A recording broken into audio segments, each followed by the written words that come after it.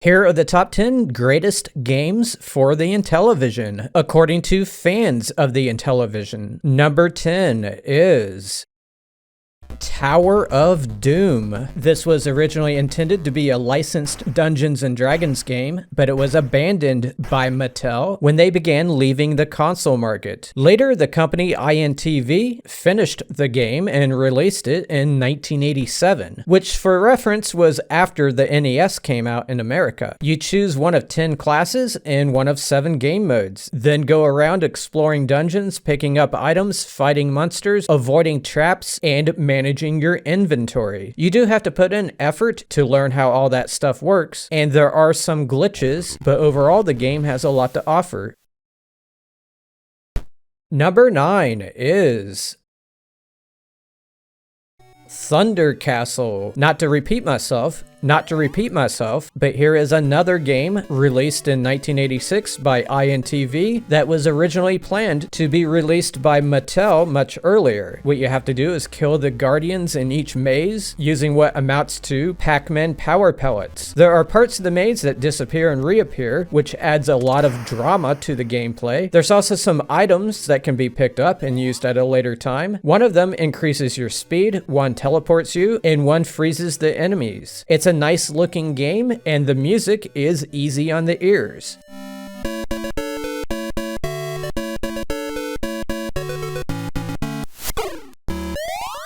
So how did I come up with this list? I went to various places on the internet where people were declaring their personal favorite games on the Intellivision. I found them on Reddit, on YouTube, and on gaming websites. I also asked my own audience what their favorite games were. I recorded the games being mentioned from all those places, put them all together in a spreadsheet, and after accumulating around 800 entries, I did some analysis and came up with the ranked list you are seeing today. I did not use AI at any point in this video, and I am not an AI voiceover, and also my own personal opinions did not factor into these rankings. I'm just the messenger telling you what the data said. I do hope you like this video. Let's continue. Number 8 is Utopia. This is one of the earliest building simulators. You're in charge of one of 2 islands, and on it you have to build forts, factories, crop fields, schools, houses, boats, and hospitals in order to earn points and money and to grow your population. You have to keep that population happy too. Weather can have an effect, including hurricanes, which can destroy your structures. Your main enemy though is the other island, which ideally is controlled by another human player. Players can destroy each other's boats, and they can pay to cause rebellions to happen on their opponent's island. Obviously, it's quite a unique game, especially for the early 1980s. I can't wait for the Amico version to come out.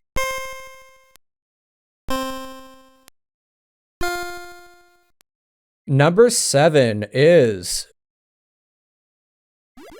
Shark Shark. You start off as a tiny fish, and as you eat other fish similar in size, you grow larger.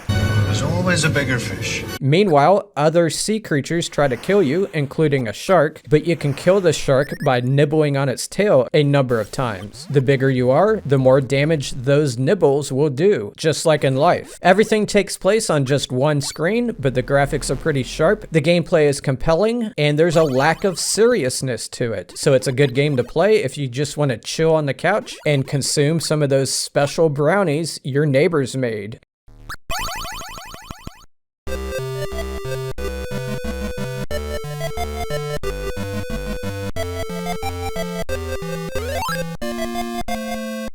Number 6 is Beauty and the Beast. A giant man dressed in black has kidnapped your significant other, and you have to climb up windows on a high-rise, touch the bad guy, and when he flees further up the building, you have to keep pursuing him until he's out of room at the top of the building. Along the way, you have to dodge boulders, bats, rats, and birds, and avoid falling off the edge of the building. And that building gets more and more narrow as you approach the top. Yes, the concept may be borrowed, and your guy looks like he's naked, but this has high-speed gameplay that should appeal to a lot of people.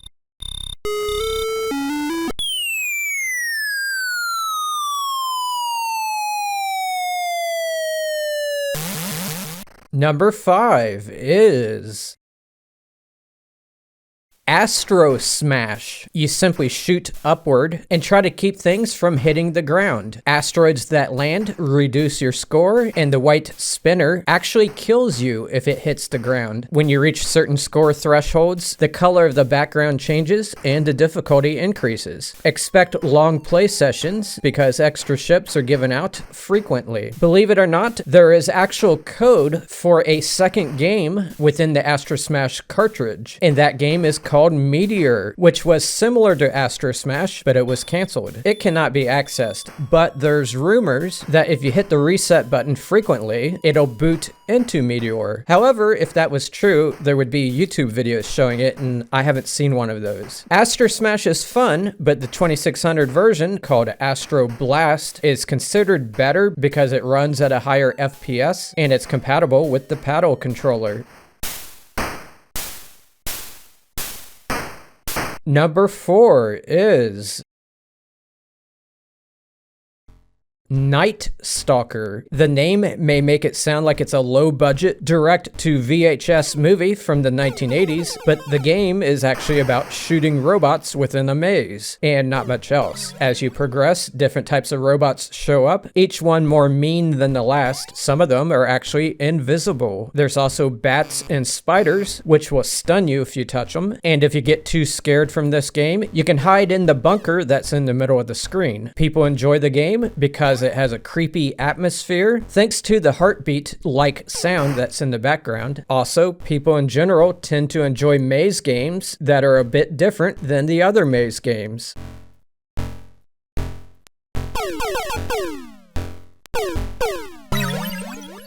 Number 3 is Tron Deadly Discs. This is the most highly regarded of the 3 Tron games on the Intellivision. It plays like a cross between Berserk and Dodgeball. You simply have to kill all the enemies by throwing your disc at them. Seems simple, but there's a lot of nuance to it. When you throw the disc, it comes back to you, but you can recall it early, so you can have it again to throw at another enemy. You also have a block move, which will temporarily take discs away from the enemies. There are doors you can lock in the open position, and if you do it to a second one straight across from it, you can use the door to go to the other side. The sounds are very unique, and I've seen fans comment about how those sounds bring back memories of them playing the game as a kid. This is truly a great Intellivision title.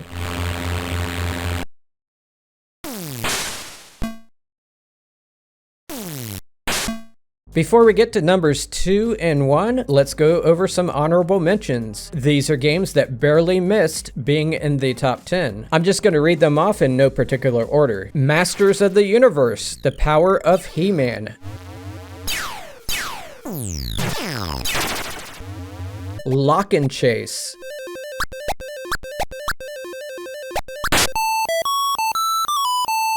Diner.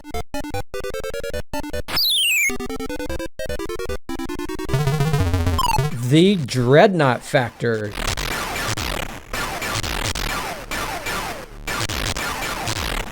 Advanced Dungeons & Dragons, Treasure of Tarman.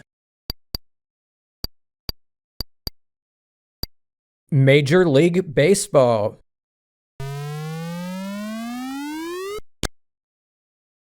And finally, Snafu.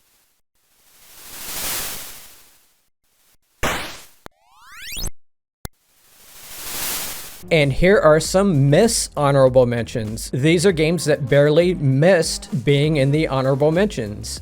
Number 2 is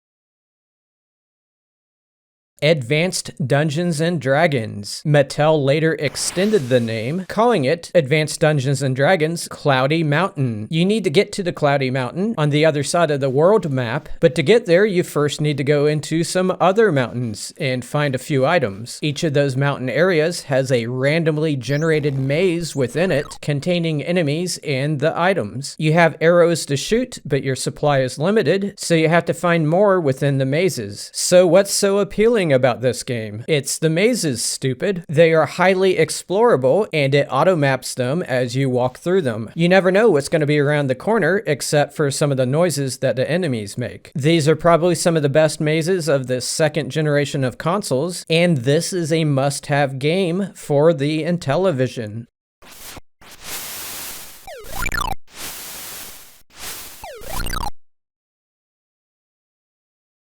And finally, number 1 is Vectron. You have to fill the screen with energy boxes and keep the enemies from destroying those energy boxes. It's so straightforward that most people can learn how to play it within 15 seconds. And that simplicity is what people like about the game. No need to read manuals or search the web. Just sit back, relax, and play.